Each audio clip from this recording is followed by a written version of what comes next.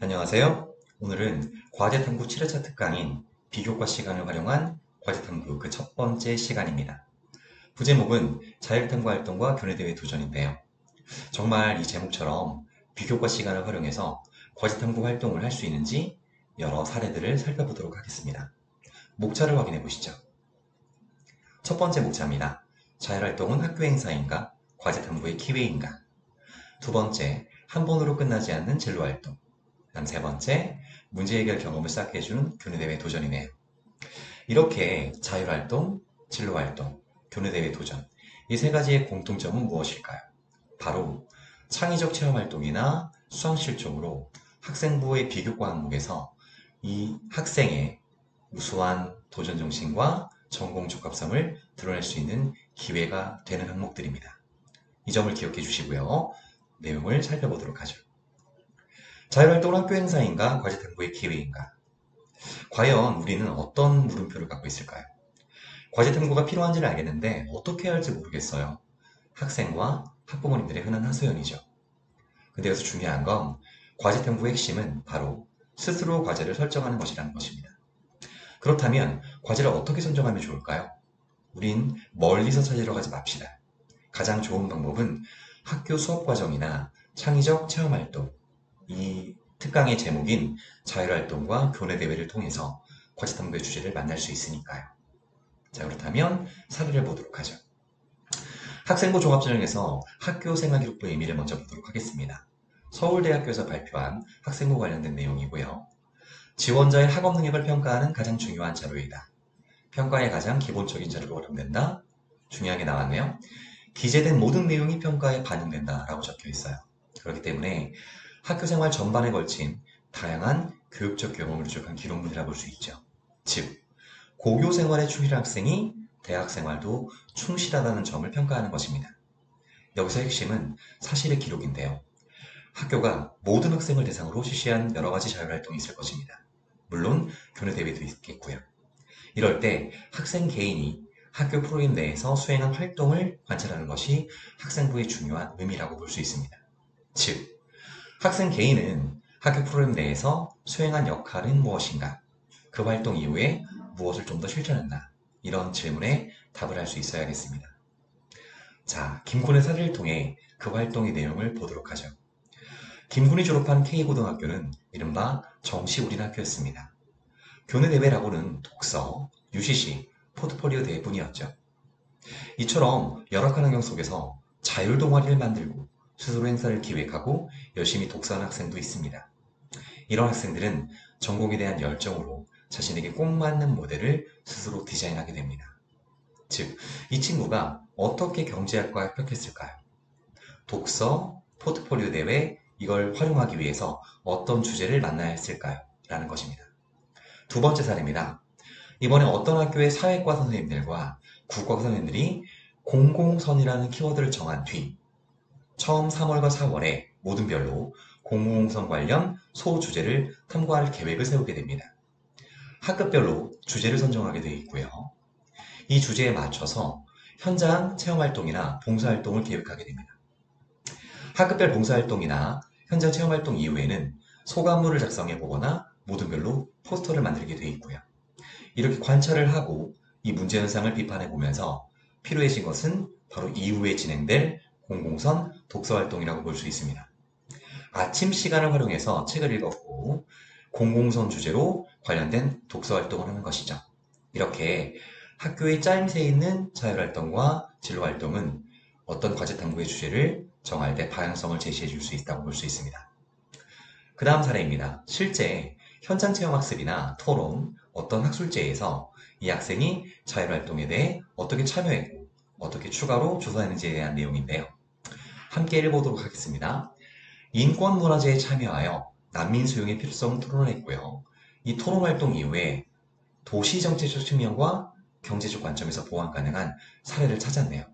즉, 이 친구는 스웨덴의 말메처럼 쇠퇴하던 도시에서 다양한 시민 의견과 여러 계층 간의 소통을 바탕으로 어떻게 이 쇠퇴하던 도시가 친환경 에코 및 창의적인 ICT 도시로 성장할 수 있었는지 궁금했던 것입니다. 추가 조사 결과 다문화주의 정책 등 개방형 도시정책 시스템이 그 해결책이라는 것을 알게 되었고요. 이런 실천력이 있었기 때문에 학교 학생생활 규정에서 수정이 필요한 부분도 개선할 수 있었다고 적혀 있네요. 자, 어떠십니까? 하나의 학술제에서 토론 활동을 했고 그 토론 이후에 추가로 탐구한 내용 때문에 과제 탐구의 주제를 만난 케이스라 볼 수 있습니다. 그럼 첫 번째 목차 내용을 정리해 보도록 하겠습니다. 과제 탐구의 핵심은 스스로 과제를 설정하는 것이다. 즉, 학생 개인이 학교 프로그램 내에서 어떤 활동에 적극 참여했는가, 그 역할에 최선을 다했는가 라는 질문도 중요하고요. 수행한 활동 이후에 느끼고 배운 점은 무엇인가, 그 느끼고 배운 점을 통해서 무엇을 좀 더 궁금해했는가, 이런 질문들에 대해서 답을 찾는 것이 과제 탐구의 중요한 출발점이 되겠죠. 그래서 우리가 첫 번째 내용에서 봤던 사례처럼 자, 함께 한 번 더 보겠습니다. 아침 독서 읽기 시간이라든가 현장 체험 학습의 소감문 작성을 통해서 우리가 궁금해할 수 있는 주제를 찾아보자. 이것이 과제 탐구의 시작이라는 목차였습니다. 자, 이제 두 번째 목차를 보도록 하겠습니다. 한 번으로 끝나지 않는 진로 활동. 물론 대부분 한 번으로 진로 활동을 끝나지는 않습니다. 그런데 하나의 활동 다음에 궁금했던 것들을 통해서 자신의 주제를 좁혀가는 것, 이게 중요하다 보는 거겠죠? 자, 첫 번째 질문입니다. 희망 전공과 꼭 많은 동아리가 없으면 나는 전공 적합성을 드러낼 수 없다. 네, 그렇습니다. 관심 분야인 경제 동아리가 없었으니까요. 그렇다고 이 학생은 포기한 것이 아니라 관련 소양을 넓힐 계획으로 독서 동아리에 가입했고요. 동아리에서 3년 동안 무려 45권의 책을 찾아 읽었습니다. 물론 책만 찾아 읽으란 얘기는 아닙니다.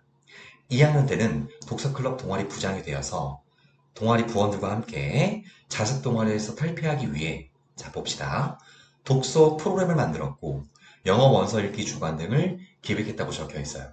즉 독서 동아리이긴 하지만 이 독서 프로그램을 통해서 자신의 관심 분야에 대해 영어 원서를 읽거나 다른 친구들과 그 주제를 공유하거나 그런 체험활동을 기획했다는 뜻이겠죠. 자, 또한 봉사활동을 새로운 시각으로 바라본 경험도 김군에게는 있었습니다. 김군이 재학 중인 K고등학교에는 마땅한 봉사활동 프로그램이 없었다고 적혀 있네요. 그러나 인터넷 검색을 통해 방학 기간을 활용했고요. 지난 2년 동안 노인 반찬 배달 봉사활동을 했다고 적혀 있습니다. 김군은 이 과정에서 노인복지 현실에 관심이 깊어졌고요. 봉사를 하며 느낀 경제 문제를 교내 독서 포트폴리오 대회 주제로 활용했습니다. 자, 포인트는 봉사활동을 통해 느낀 경제 문제를 독서 포트폴리오 대회 주제로 활용했다는 느낌이죠. 무엇을 느꼈을까요?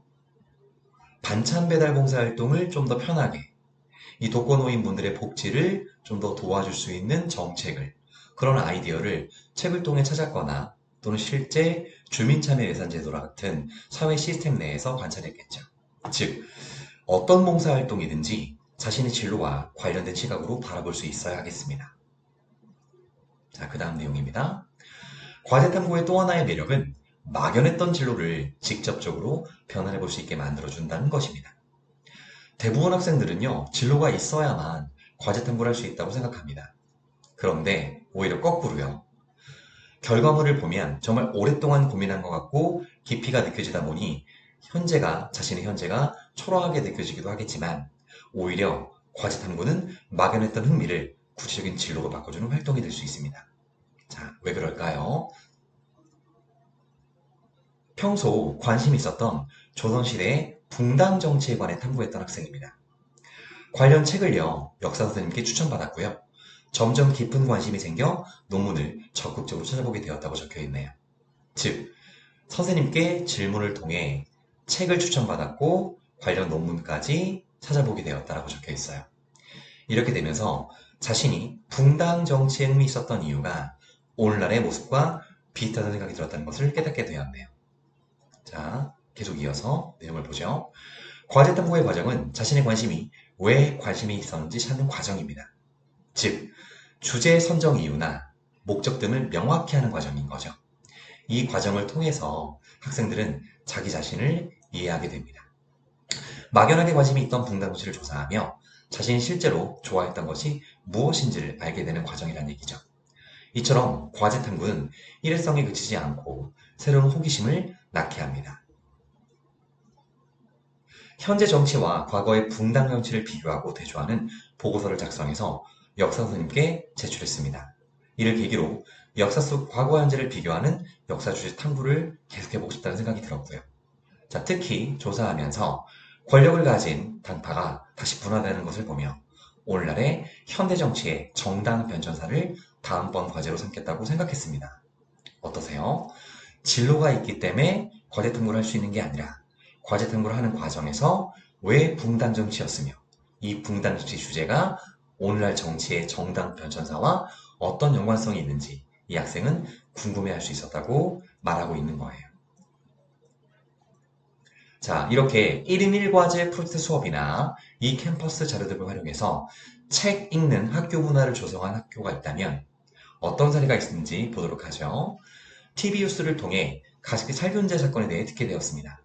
이 사건이 왜 일어나게 되었고 우리가 앞으로 공학자가 된다면 어떤 마음가짐을 가져야 할지에 대해 친구들에게 알려야겠다고 생각했습니다. 인터넷 신문 기사와 각종 블로그를 통해 PHMG, PHPGHA 등의 독성을 가진 물질을 사용한 것이 문제가 되었다는 것을 알게 되었습니다. 이 발표를 통해서 생명과 건강 등의 국민의 기본권을 고려할 줄 아는 윤리의식과 자신의 한 일에 대한 책임감을 갖춘 공학자가 되어야겠다고 생각했다고 적혀 있어요. 핵심은 무엇일까요? 앞으로 공학자가 된다면 어떤 마음가짐을 가져야 할 것이냐. 그래서 가습기 살균제 사건에 대해서 각종 블로그나 신문기사를 통해 독성을 가진 물질을 사용한 것이 문제가 됐다는 점을 알게 되었다. 알게 된 것을 가지고 어떻게 탐구하게 되었을지 그 계획을 세웠다는 내용의 활동입니다. 그럼 이 활동을 통해서 어떤 과제 탐구를 할 수 있는지 보도록 하죠. 진로가 명확해야 과제 탐구를 할 수 있다. 희망 진로에 꼭 맞는 동아리 활동을 해야 한다. 오히려 과제 탐구를